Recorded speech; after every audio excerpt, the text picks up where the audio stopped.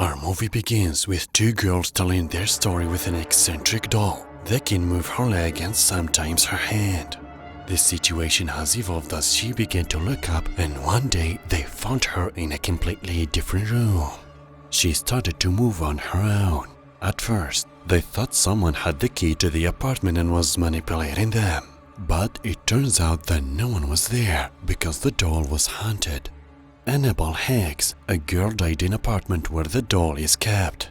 She used Camille as a medium to tell them she took a like to that doll and just wanted them to be friends. So they let Annabelle's soul move to the doll. After that, things went downhill. Upon entering the house, they found this paper and the doll was missing. They left her in the spare room. It appears that the place has become extremely chaotic. Debbie disposed of the doll in the trash. Then she found the exact same paper when she opened the door after hearing a strong knock. Oh gosh! When she opened the door, she found the doll there. They are feeling very frightened and are unsure of what to do.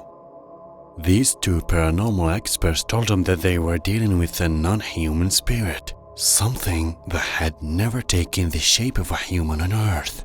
This suggests that the doll wasn't haunted, but was used by the evil spirit as a way to indicate that it inhabits her. Because evil spirits don't inhabit things, but rather people, so this spirit desires to inhabit them.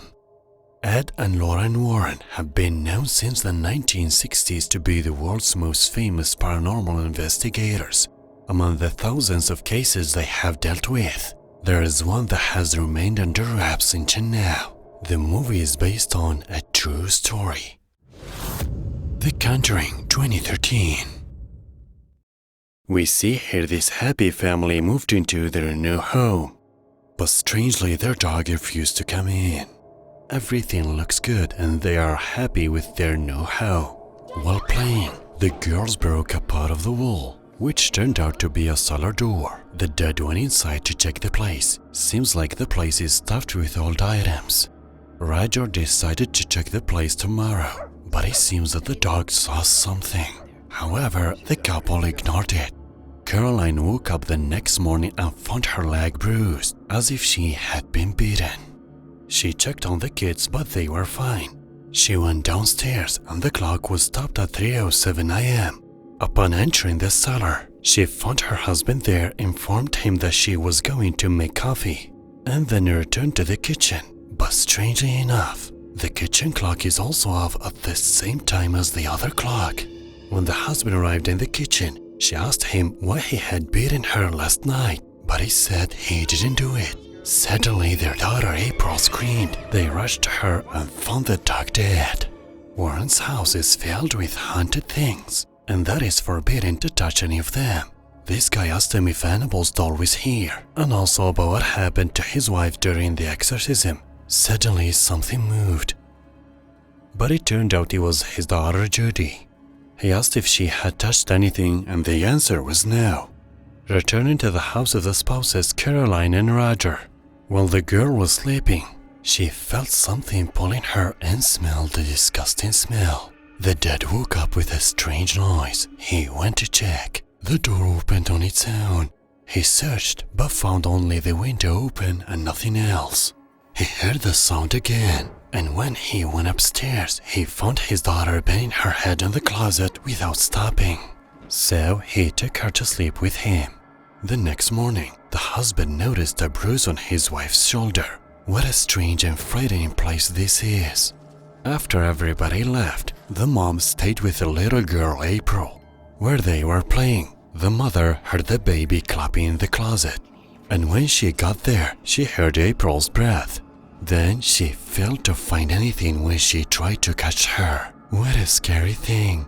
At night, while the child was sleeping, something pulled her foot. She woke up terrified. She looked under the bed, but she couldn't find anything. Then she saw the bedroom door moving on its own. Nancy checked and found that there was no one behind the door, but her sister told her that it was right behind her. The parents heard the screams and rushed to the children's room. Upon their arrival, they found the girl in a bad mental state. She told her father that the ghost had told her that he would kill her family. The next day, the husband called the paranormal investigators to come and check the place. When they arrived, they found nothing, only water pipes that were transmitting sounds through the house, which is normal. At night, while the mother was in her room, she heard the laughter of a little girl. But while checking the girls' room, she noticed that they were asleep. Oh gosh, what is that? The next day, the mother went to talk with the exorcist couple. She asked the man to come to her house. He refused to go with her as he was busy. However, she begged him to come with her. When the couple arrived, Caroline told them that there was a stench similar to the smell of rotting meat, with frequent percussion on wood, and the pigeons hit the wall of the house and their necks were broken, causing them to die. He told them this is a sign of a demonic activity. He asked if he could see the cellar. His wife entered and began to listen. She seems to have noticed something that suggests something awful is happening in the cellar. Ed began to record the couple's story while his wife was with the little girl. She showed her her toy, and as she looked into the toy's mirror, she noticed something behind her. She turned, but found nothing. She came out of the house and her husband followed her, but she seems to see something hanging on the tree. Ed informs them that the house requires cleansing and exorcism. Now, it's Lauren's turn to reveal the truth to them, as she saw the dark entity on their land hanging on the tree, and behind Caroline as she entered the house, even behind the girls in the living room. Therefore, there is no way to escape from him or leave home because of him, as he draws his strength from the family and of the many spirits living in the house. He is the only one charged with hatred, so the cleansing process will be challenging.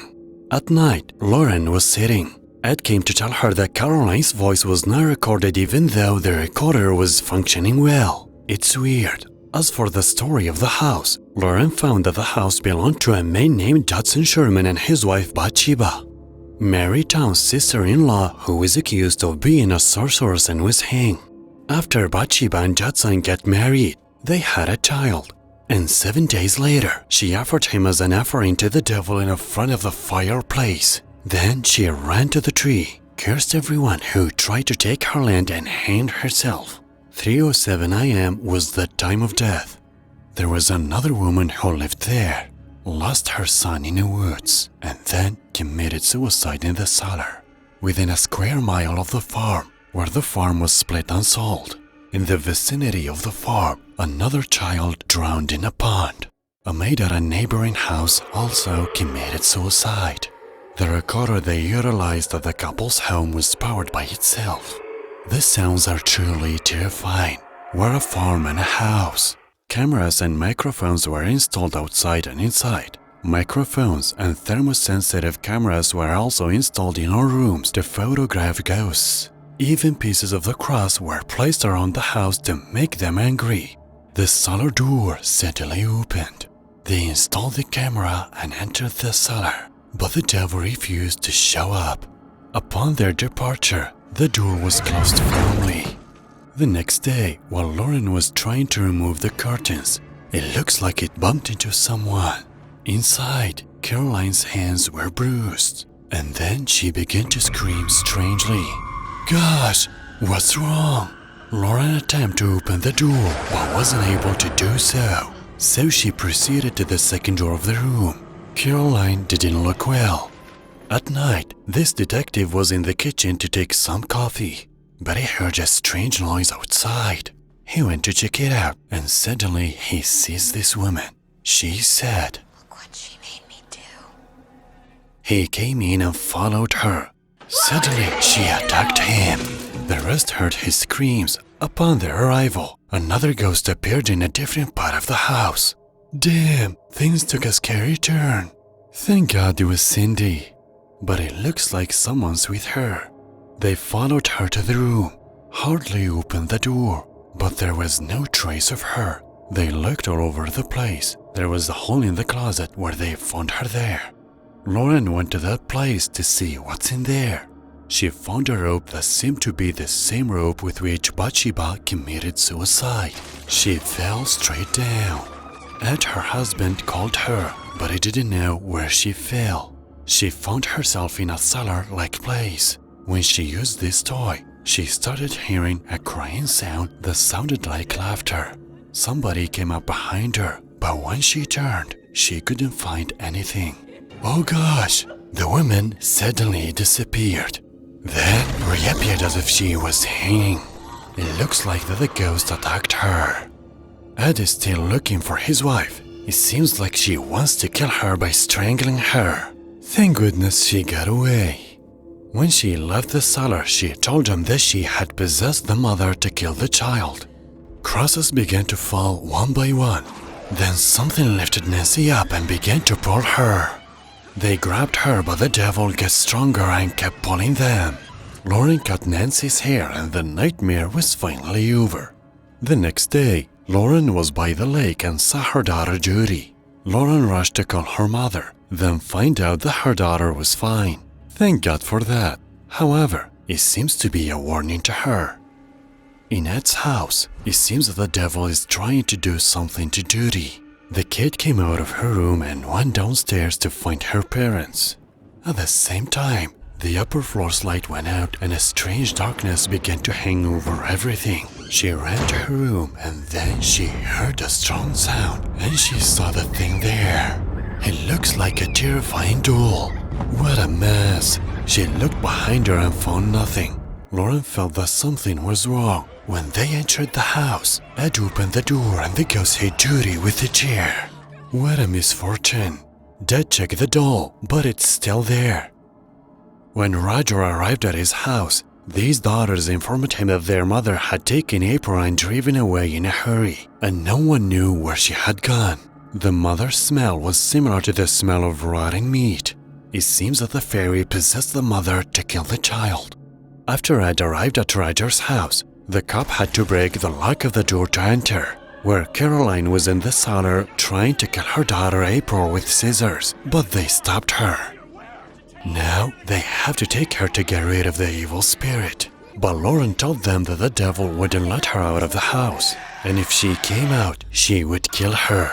The devil dragged her to the cellar. The little girl was taken out, but inside, the devil began to beat them one by one. It appears that they are in trouble, as if the devil wants to kill them all. Will they succeed in overcoming her?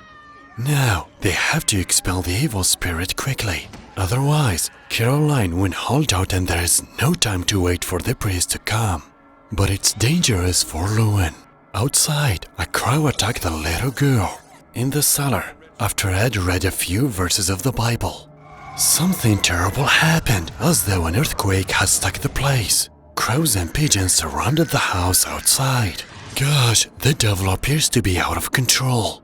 This person is still looking for April. In the cellar, Ed continued the exorcism process, ordering the devil to show up.